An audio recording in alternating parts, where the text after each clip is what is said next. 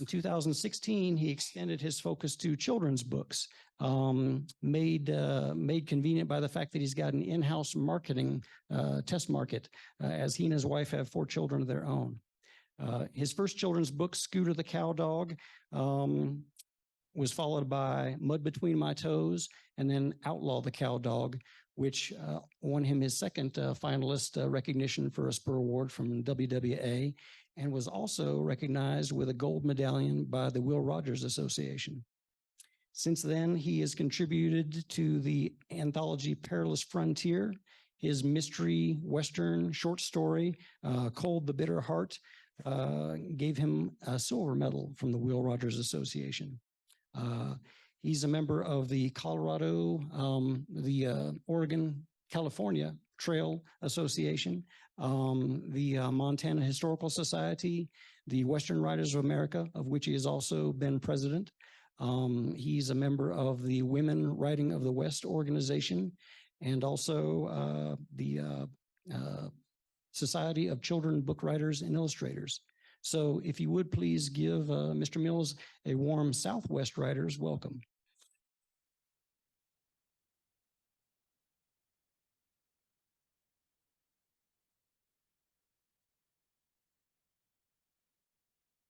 Let's see if I can handle this. If I get a little loud, please say so. I went to rodeo announcer school back in 2016 in Fort Worth, Texas, and announced some rodeos in Bandera, Texas that summer. And I was living in Georgia, so for a Georgia guy to be announcing rodeos in Texas, I took that to be quite an achievement. My love of the West, he mentioned about going through Colorado. My dad was born in Montana, and my grandfather actually cowboyed with Charles M. Russell, the painter. So my love of the West comes, I think, somewhat naturally, even though I was growing up in Missouri. I'm honored to be here today. And I want to thank Joe Brown, who I know is not here today, but he invited me back in the spring, early spring. And he had first asked me about, I think it was May or something, and I said I couldn't do it then. So he said September. So here I am. I want to thank Brenda, too, for your help in getting me going. Thanks, Dan, for that introduction. Before I get started, it may be that Sue Hauser ought to be the one up here giving this talk instead of me. Some excellent children's books. I was looking at some of them back there.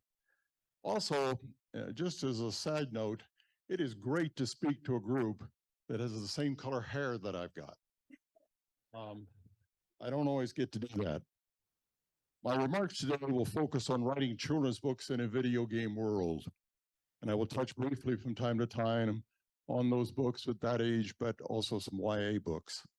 I'm going to assume this morning that some of you, maybe several of you, have already written a children's book. How many of you have written children's books besides several of you? How many of you want to do that someday?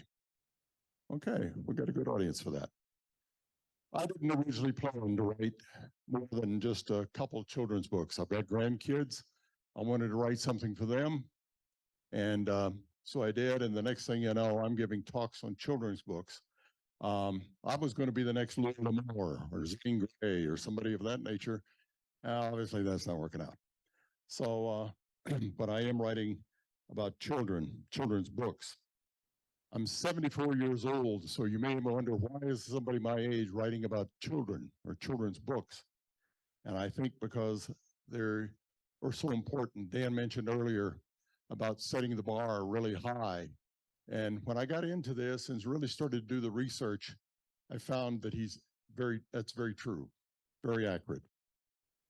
But I wrote that first couple books, and the next thing you know, I'm heavily knee-deep in it, if you will.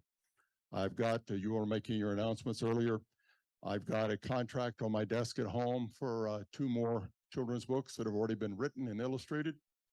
They just a matter of me signing the contract and getting them published. I've also got a contract from that same publishing company to have 3 more written, and I have no clue on what they're even going to be about. But so it looks like I'm going to have at least 7 or 8 in the next year or so. So, I am a member of the Society of Children's Book Writers and Illustrators, their North Texas chapter. I recently attended a regional meeting in Austin, Texas, and I was surprised to find out, or at least and maybe one meeting is not a good sample, but I'm guessing at least 80% of the people in that meeting, and these are children's authors and illustrators, were women. At least 80%. I didn't tell my wife that, but that included both authors and illustrators. You couple that with the fact that 70% of all children's books are purchased by women, then you'll see where my remarks today are somewhat focused. So let me start. If we're going to have a future, if we're going to have future readers who share our love of writing and reading, we must cultivate and nurture that interest from an early age. And it doesn't matter what genre we're talking about. We've got to start them out early, and we've got to get to them early. The parameters, whether it's children's books or any kind of book, the prerequisite of good writing applies to all of us. So it doesn't matter that I primarily write Westerns, or children's Westerns even. All those same prerequisites or parameters apply to all of us. But once children learn about video games, and when I mention video games today, I'm talking about Nintendo, Wii, PlayStation, iPads, computer games, cell phone games, and others of that type. Once children learn about video games and begin playing them, along with their other diversions as they get older, and that's schoolwork, cheerleading, gymnastics, sports, music lessons, dance lessons, anything else you can think of, they will be hard to bring back into the fold. So we got to get to them early. From the beginning, at an early age, we need to create an interest and a love of reading. Just how you and I do that will be one of the greatest challenges we as authors face in the years ahead. And that brings me to my remarks today. I don't want to bore you with a lot of numbers, but I want to touch briefly on a few. If you're considering writing a children's book, you might be interested to know, is there a demand and are there dollars out there to be made? And there are. But you need to know, are they popular and who's buying them? In terms of total book sales, and excuse me for looking down here, but I'm not good with numbers, roughly 789 million books were sold last year, and that was down from 2021. And the sale of children's books was 251 million. That was last year, of which 184 million were fiction and 67 million were nonfiction. And again, that was down slightly from 2021. That's probably because of the pandemic. A lot of them were home and a lot of more books were being bought. In 2022, last year, 31% of all the books sold in the United States were children's books. And compared to 2020, when 35% or 35.5% of all book sales were children's books. So there is a big demand out there. Now, which area grew the fastest? Nonfiction. That surprised me. Nonfiction children's books were the fastest growing category. Only YA nonfiction were growing faster. So, if any of you are writing nonfiction books for adults, take that same research, that same information, and write some children's books or YA books at least. You've already done the research, so double up a little bit.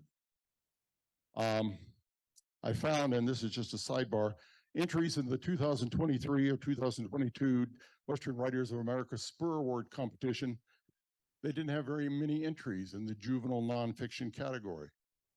There's a real need for more of those books. So we need to get them out there. Children's book sales in terms of dollars, well, it was estimated, it's been predicted for this year, be $2.62 million. And I did some more research last night and found out that there's one source out there saying it's going to be 3.3 million this year. I mean, billion, not million. That's gone up 7 years in a row.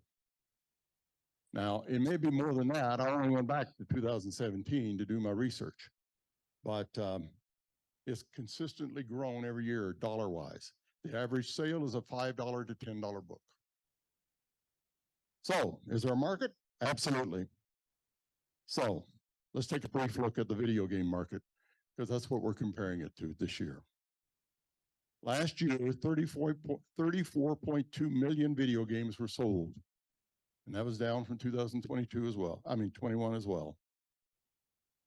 Worldwide, $183 billion went to video game sales.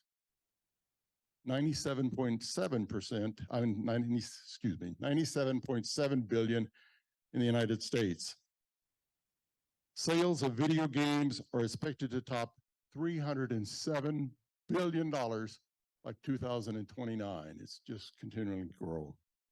So let's take a closer look. Of the 34.2 million games sold last year, only 24% were sold to players under 18. Most of them are 18 to 34. That's where most of the games are going. Now they go all the way up to my age, but 18 to 34 were the main group. So those under 18, 8.2 million games. How does that compare to children's book sales? 8.2 million compared to 251 million? Doesn't sound like it's even close. So what do we have to worry about? Well, with a book, you may only read it once or twice, toss it aside. It doesn't, especially if it doesn't grab your attention. But with a video game, you may play it over and over and over and over. So what do? Well, first of all, socially, they get involved. And I've got grandkids, so I've actually used them as a focus group on some of this for this talk. I found, and one report that I found said 91% of all children between 2 and 17 play video games. Even if those numbers are even somewhat correct, I think that's a little exaggeration personally, but even if it's close, it means that video game designers are doing a good job of connecting with these kids at a very young age. From 2 to 17, I don't see any 2-year-olds doing it, but say 4, 5, 6, absolutely.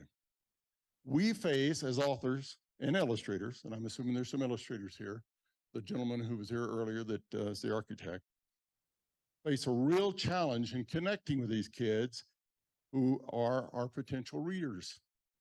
And we need to interact with them.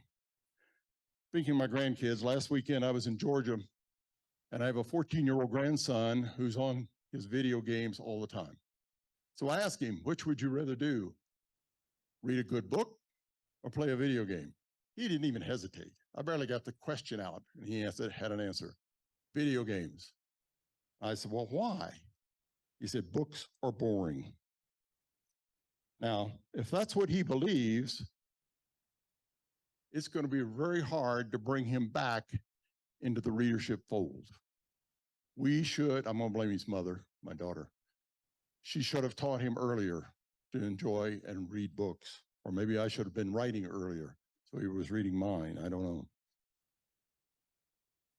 So it should be easy to write a children's book, right? I mean, many of you have written novels out here. You pour your heart and soul into books and work hard to produce 75,000 up to 150,000 words, maybe a few less, a few more. Well, a children's book should be easy. Then you got all that publisher and marketing and rejection letters. If you don't have a few of those, you're really not writing. So, piece of cake, put together a few short sentences, and you're on the road to success. Put together, say, from 200 words for a picture book up to 3,000 words for a middle grade or middle school grade. Aim for about 30 pages, and you're off and running. Add some cute illustrations, and let the sales begin. As I said in my preface thing, back up the Brinks truck. You can get your share of that 2.62 billion or that 3.3 billion for this year. Nah, not so fast. First of all, who's your audience? Now, when you write an adult book, you can say, well, I'm writing for adults. But what about children? I mean, let's define children. One dictionary I checked defines children as a young human being under the age of puberty. Okay, we got that narrowed down. We got that. Wait a minute. That same definition, that same dictionary said, or below the legal age of majority. Well, that's under 18. But now what are we talking about? So who's your intended audience? Can they read, or somebody reading to them? Or are they just driving to the bookstore themselves to get your book? They got their own car. Children, YA, that's a broad range. So you got to be careful on who your intended audience may be and who you're writing for. So that will also be influenced by who's doing the buying. Remember, I said 70% of all children's books are bought by women. Most popular age group, middle grades, middle school, 9 to 12-year-olds. They have the most sales. You got to decide, are you going to do fiction or nonfiction? What will be your subject? Fantasy books, talking animal books, adventure books. There's still a market for books like those of Dr. Seuss, or J.K. Rowling's Harry Potter books. Or how about Eric Carle, The Very Hungry Caterpillar? 29 million copies sold. Somebody can write for kids, I guess. Only 1% of all aspiring children's authors will find a traditional publisher deal. So in other words, you're going to be probably self-publishing. You got to find a publisher, illustrator, find an editor, do your own marketing, and all other aspects of getting your book on the market. Anyone can write a children's book. Anyone. But not everyone can write a good children's book. And if we're going to compete with video games or any other diversion, our children's books must be well written. I can't emphasize that enough.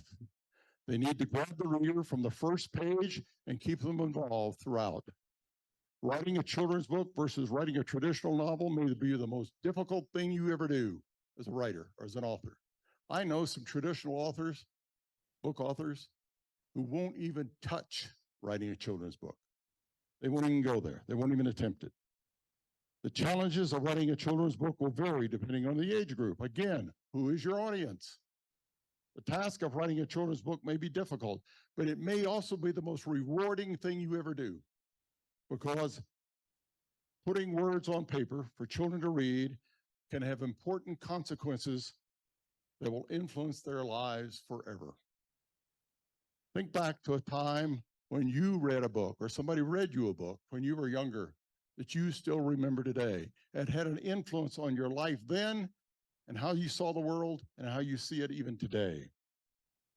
We've got to write those types of books for today's children, and we can do it. Now, some people hear that you write children's books and they look at you like you're a second-class citizen. Oh, he can't write for adults, so he's writing for kids. Well, I can live with that because I know better. Now, as I said, I didn't start out to be a children's book author, but I'm finding the results are, I'm getting far more out of it personally than writing the others. And I've been successful doing the others. I mean, I've got some Westerns out there. Ness anthology that he mentioned, where won a Will Rogers Award, The Cold, the Bitter Heart. But, which ironically is about two young girls who one of them conspires to kill her father, but that's another story, another time. So maybe I was writing a children's book even then. It's not easier. It's our responsibility, though, as authors, to write good, and I've underlined it here, good children's books. Let's go back to our first challenge. Who is your audience? Writing for 2 to 5-year-olds will be totally different than writing for middle school kids in the 8 to or 9 to 12-year-old group, or even YA books that have 13 to 18-year-old group. Writing to 2 to 5-year-olds will more than likely be picture books, maybe 200 words. Some of them will have as many as 500 words, but lots of illustration. After all, it is a picture book. Now, some picture book authors like to have even more words. Again, you're looking at their audience. 5-year-olds and 6-year-olds can read sometimes more than other 5-year-olds and 6-year-olds. So they can have more words, 300 to 600 words maybe. Sometimes, some say as many as 1,000 words. Depends on the kids. Preschool children can handle more. And sometimes they can be able to read on their own. But we all know that the brains of children 5 years old and younger are like sponges. They're absorbing all that information. That's why it's got to be good It's got to be pertinent, and it's got to be something that will engage them to keep them interested in reading the rest of their lives. So we have a tremendous responsibility, but it's also an opportunity to give them great writing and great stories to help them learn and grow. That's an opportunity for us to do good, but at the same time, it's an important responsibility that we should not take lightly. It's more than putting a few words along with a few cute illustrations. Children's books have a significant impact on how they interact with the world. And remember that book that you read or someone read to you when you were younger.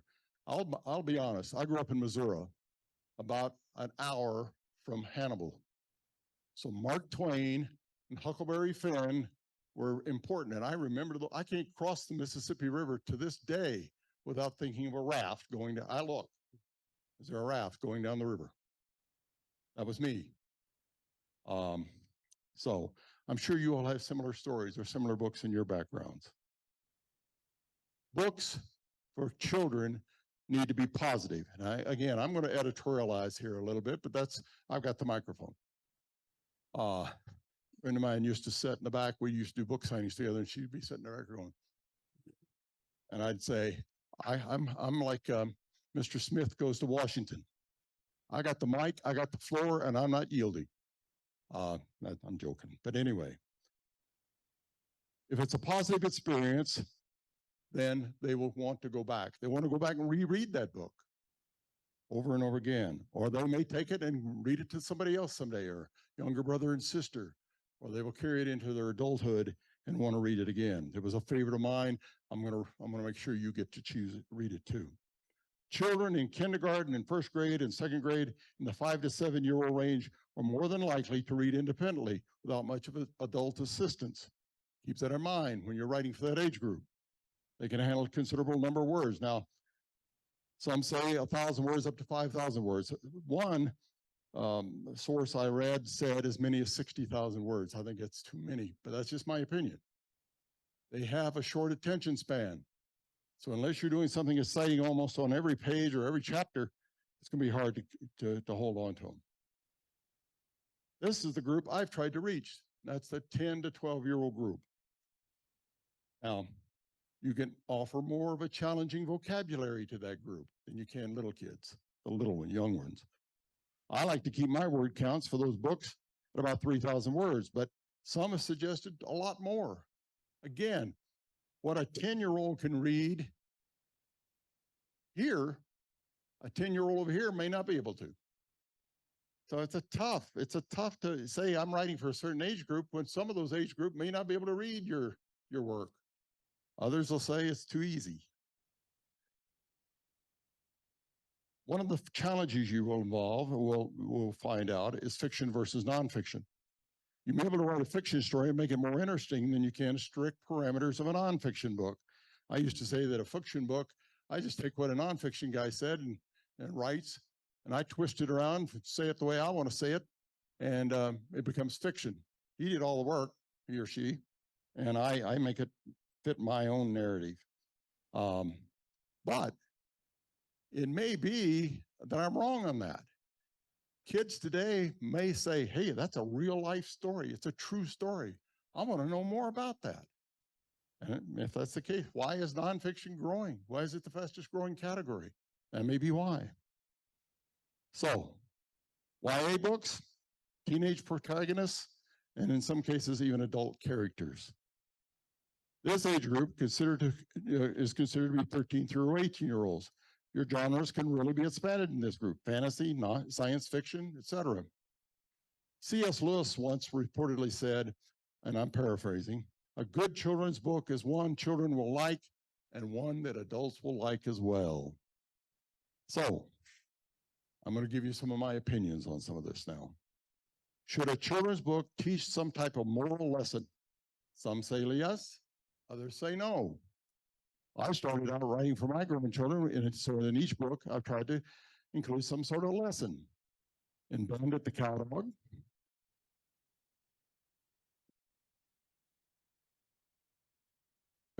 Dog, I stress accepting responsibility for your actions.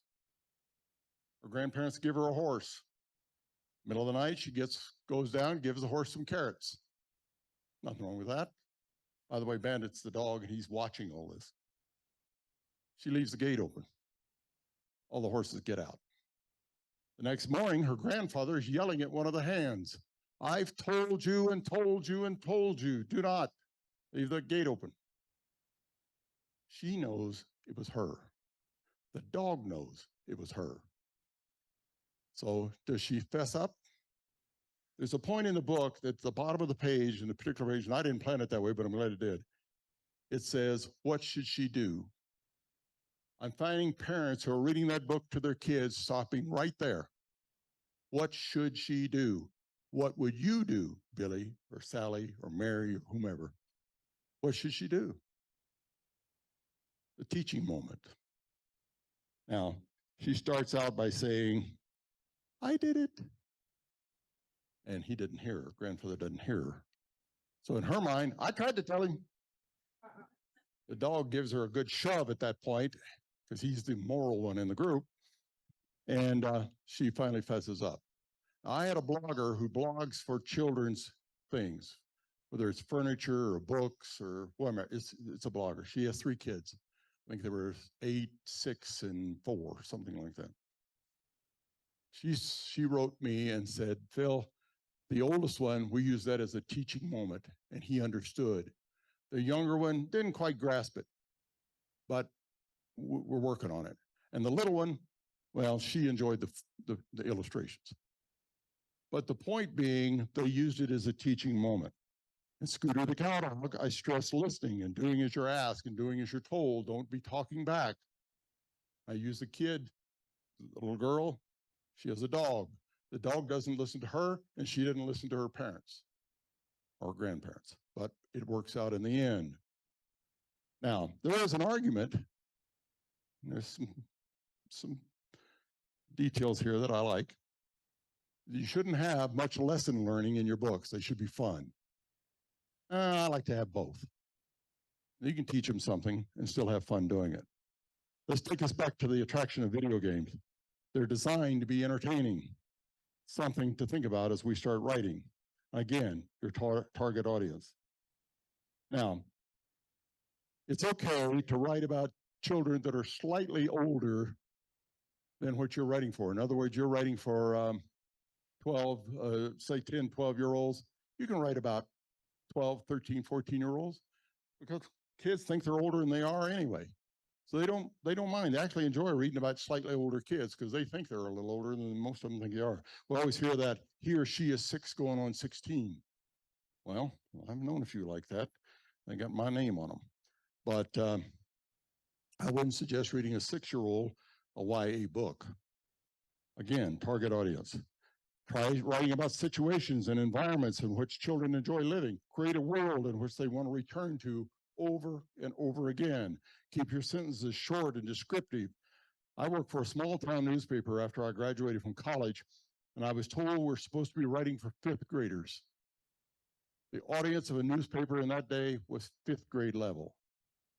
Well, we're talking about children's books, and we're not writing for New Yorker magazine, we're writing for children. But do not, and I can't stress this enough, dumb down your writing just because you think it's for children. They're smarter than you think and will quickly recognize if you don't respect their intelligence. Write for children. Make sure you invoke some type of emotion. Again, going back to the stories that you once read or somebody read to you. Your writing style will be important in having a good children's book. Some use literary techniques like rhyming or alliteration to encourage reading and listening. Let your words flow from page to page so they want to turn the page and find out what happens next. Ultimately, whatever style you use will come down to dynamic characters, exciting plot, and exciting, engaging dialogue. You don't know how to do that? Read. Go out and read some children's books yourselves from successful children's book authors. Go out and read Sue's books. You'll get a better idea of what the really successful authors are doing and how they're doing it. Find out what formula they're using.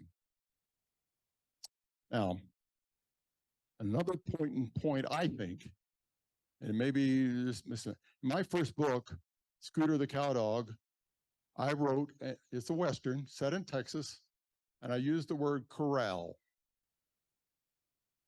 My granddaughter, who was living in Georgia, just outside of Atlanta, she was about 10 years old at the time, maybe 12. She had no clue what a corral is. So I had to explain. In the book, I changed it to pen. Cattle are in the pen. The horses are in the pen, not in the corral. I still wanted to use corral, but anyway. So keep in mind, if you're trying to reach a nationwide audience, there are parts of this country that may not know what those words are. I know in out west, up where I'm been many times, Wyoming, it's not a creek, it's a creek. It's not a pond, it's a tank in Texas. I grew up there ponds. And when my wife says, oh yeah, they got a great tank out there, I'm thinking of a oval metal tank. Nope, it's a pond. Make sure your vocabulary is age appropriate. If reading is hard, they will remember how they continually stumbled over some of the words. They will constantly have to, if they're constantly having to ask for help with many of the words, they won't want to read that book again. It was too much work. Not only that, they failed to grasp what you're trying to say. It was a book in which had a lot of big words in it. Not that you were talking about the scenery or whatever. So if they fail to grasp the message or the story itself, then you failed as an author. What's the point? Now, that's not to say that you shouldn't make your story somewhat challenging. They want to learn new words, especially if they're bilingual.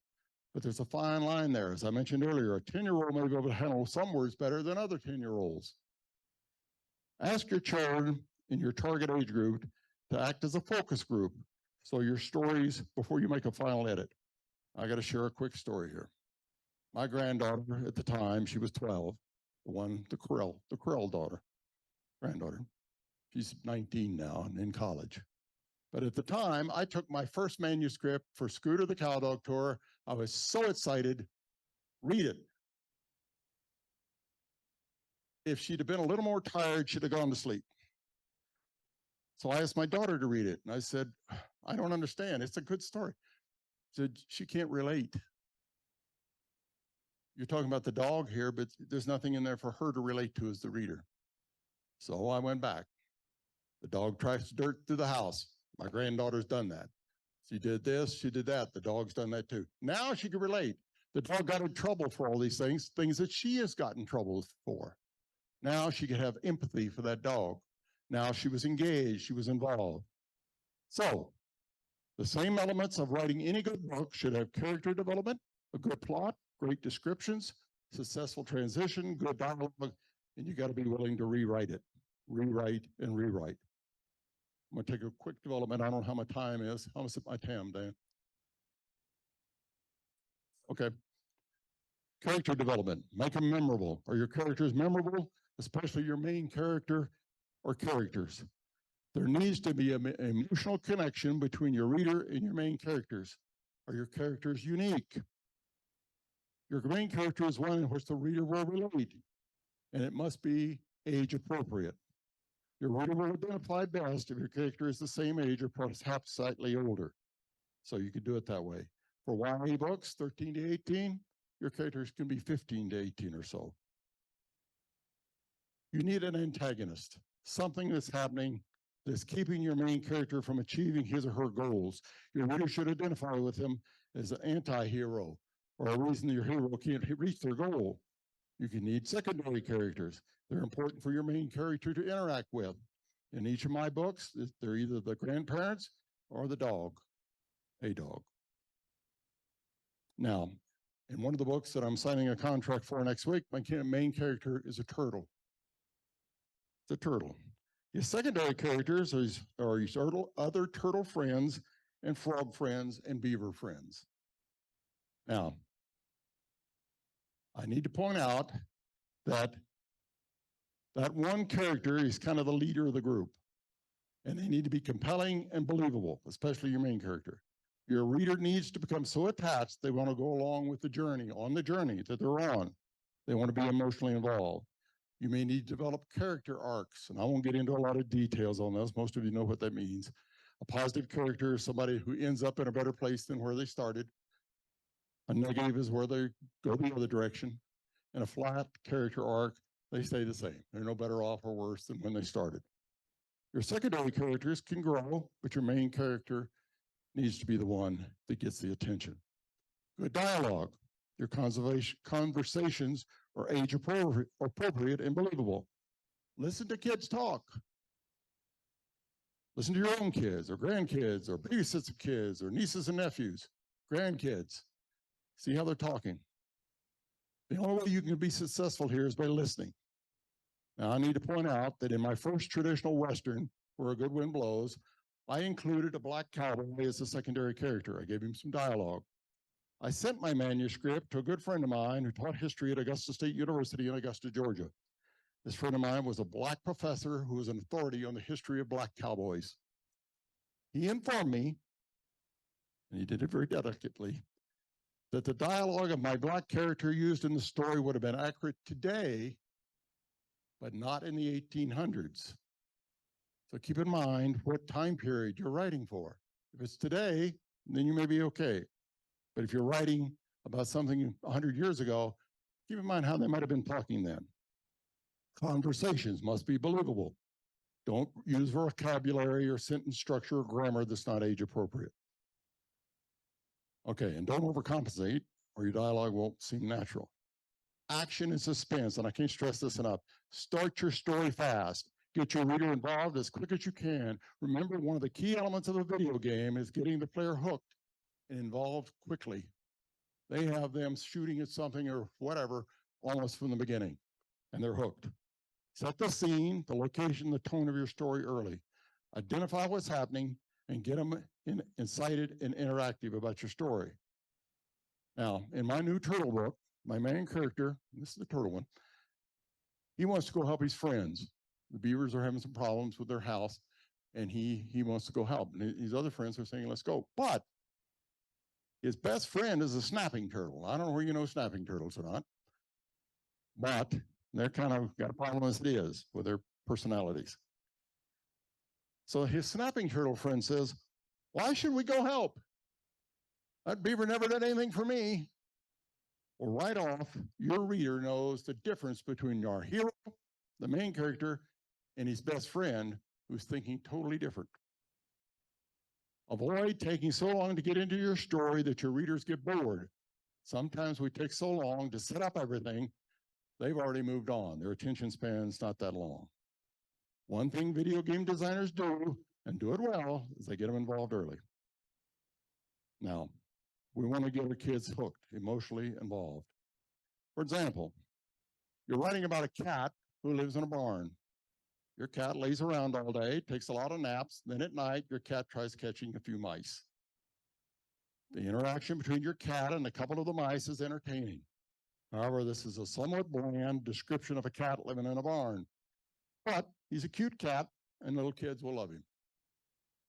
However, what happens if there's a big storm and the barn is struck by lightning? The cat must save all of the animals in the barn. What reader, young or old, doesn't want to know how that cat saves the barn animals, including his mice friends? If any of you write that story, I want it. I want to read it, because to me, I want to know what happens to, how does he do it? I want to know. Again, video game designers have learned to create complex, exciting games with attractive images that grabs and holds their attention. Video games have become an important part. Research that 66% of all children between 8 and 12 play video games. And I had one person I heard or read that said that they spend at least 9 hours a day playing video games. I don't think it's that much. But maybe on a weekend, it might be. My daughter, well, both daughters, they take the video games away from them during the week, during school week. They can only do it on the weekend. Anyway, must get the reader involved soon and quickly, at least emotionally. Video games promote a wide range of cognitive skills, especially shooting games. Some games even require a high degree of visual processing and problem solving. The player needs to analyze and solve problems. As writers, we face a challenge getting our readers involved. We must encourage them to think, excite them to want to read and reread our stories. That brings us to plot development. What's your story about? Do you have an exciting story to tell? Create interesting problems. Engage emotionally in your story. Get them involved in your story. And it's okay to have problems, cliffhangers, even some surprises. But eventually, you've got to come up with a positive ending. Again, in one of my upcoming children's books, my main character is caught watching out the classroom window at a squirrel in the playground. On the playground, he's on the jungle gym. The teacher asks him a question. He has no clue what that question is. He didn't even hear the question. He was daydreaming. So, my intent there is to engage the reader. How does he get out of this predicament? The teacher's got him under the gun here. In fact, in the book, I have the class go totally quiet to see how he's going to get out of it. And eventually he does, but it's not to the satisfaction of the teacher. It's so great to have a less important, and I should point out that story, just real quickly, is based on something I did in high school. I told a lie to my English teacher. I checked out a book on a bookmobile. A couple of weeks later, she's asking, what's the book about? Went through the whole class, and she's getting, turns out the smartest kids in my class in those days were girls whose last names started with an L. So she's going through the L. I read War and Peace. I read this. I read, Bill, what'd you write? Because I'm an M. I made up a story. The teacher then says, I can't wait to read your book report, Philip. That's awesome. What a great story. Now, I've just lied to my teacher about a book that didn't exist, doesn't exist, never will exist. So I've got to write a book report on it. And I did. She gave it back to me and said, in the corner in red, said, give credit where you got this information. I wrote back and said, this is all my work. I got an A on it. I thought if I can fool her, I might be able to write someday. So, have a satisfying ending. Your children's book should have a positive ending. There's no place for unresolved endings. Keep it wholesome and positive. Now, again, some of this is my opinion. You're free to do whatever you want. But if your book is for a younger audience where someone is reading to them, that parent, whomever is reading to them, will want a happy ending. You don't want someone reading a story at bedtime that has a bad ending and they end up being afraid to go to sleep or having nightmares all night. You, as the author, will go on someone's never buy again or someone's never read again list. Again, keep in mind that roughly 70% of all children's books are purchased by women. That's mothers, grandmothers, aunts, friends, whomever. If they don't like your book, it may end up buried somewhere under a never read again pile, or you'll find it in a flea market someday. So, and they do talk among themselves and are on Facebook, etc. Once your issues and problems have been resolved, the story is over. Your reader, children, will be gone. They know the ending, we'll wrap it up. Now, you'll need illustrations. They'll need to be appealing. And the best story in the world will never get read by parents if the illustrations are terrible. They're part of your identity. So make sure you have good illustrations. Now, I just point this out real quick. Some of the illustrators I've used have all been professional artists, not illustrators. They like to fill the canvas. They like to fill the canvas this way and this way. They don't leave room for copy. So you really got to be with them. Stay on top of them and make sure that they leave room for your story. It can't be just page after page of illustration. You got to be able to stick your story in there somewhere. In my second book, Mud Between My Toes, the artists that I used, we did not put any faces in that book. They're all from behind or the side. We wanted the reader to put themselves in those illustrations, not see some preconceived idea I had of a little girl or a little boy. They could put themselves in that picture. And so that's why we did it. We also put a small frog on virtually every page. So even if you couldn't read it, you could at least be looking for the frog on each page. So let me just wrap it up here real quick. There's one thing I really want to get on before I close. Work closely with your illustrator. Make sure when you see your sketches or preliminary drawings, you'll see where they're going to be located. Write good books, good stories. And remember that children have different definitions of good than we do. Boys may have a different definition than a good story than girls. A book about baseball and snakes may be more appealing to boys than girls. A book about butterflies and baby rabbits may be more appealing to girls. And I know I'm stereotyping there, but I'm going to invoke that I'm old, and that's the way I'm going to do it. Here's another question, and we all have to address it individually. Should a children's book be socially conscious? There's some that say absolutely. Others will say, no, it's not necessary. What about stories that address bullying or racial interaction? Children's books should stimulate the imagination and help clarify emotions. They should be aware of anxieties and difficulties children are facing today. They should challenge the reader to think and problem solve. Books for middle grade students or readers should have stories that enhance and encourage their self-worth. Children want to enjoy what they're reading, and they want that to be a good experience for the rest of their lives. That requires us to write good, not just good, but great stories. It's more than just writing down a few sentences and throwing in some illustrations. That's a heavy responsibility, and we should not take it lightly.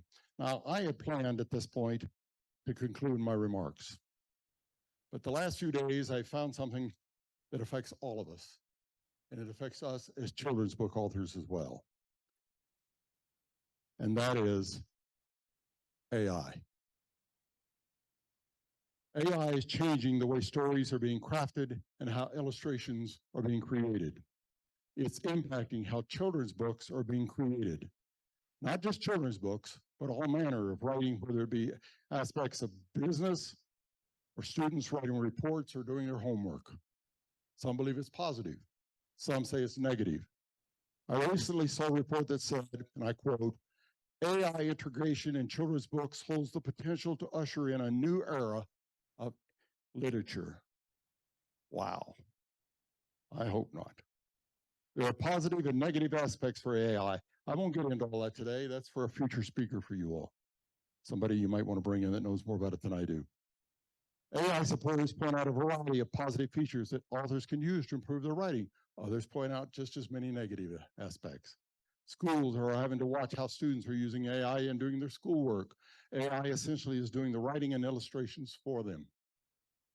Some children's book authors, and maybe some of you will, I'm not trying to offend you, are using AI to write and illustrate their books. I heard about one author who uses ChatGPT to produce a 12-page children's book, fully illustrated, over a weekend. And by the first of the week, he had it on Amazon. He didn't write one word and didn't do one illustration. It was all AI. Where did that information come from? They say AI can reportedly mimic human thought. You can find illustrations that already exist and use parts of it. Artists who are uploading their work online may find it captured and used through AI algorithms. Is that ethical? Creating AI-generated book over a single weekend, what's that mean for the rest of us? What does it mean for someone who's an illustrator? Do you even need an illustrator? I have seen illustrations, and my son-in-law showed me, because he uses AI to create product descriptions. He said, let's just try to see if we can do an illustration. That was last weekend in Georgia. They were incredible. He put in some parameters of what I was looking for, and they gave me 4 alternatives. We tweaked it a little, 4 more alternatives. They were really good. We, as authors and writers, face challenges as we try to produce good, if not great, children's book. Video games are one area, just one area, competing for reader time and attention. And now with AI, how we produce our work is also being challenged. Something to be thinking about. I'll knock it dead right there. Thank you very much for having me. I appreciate it.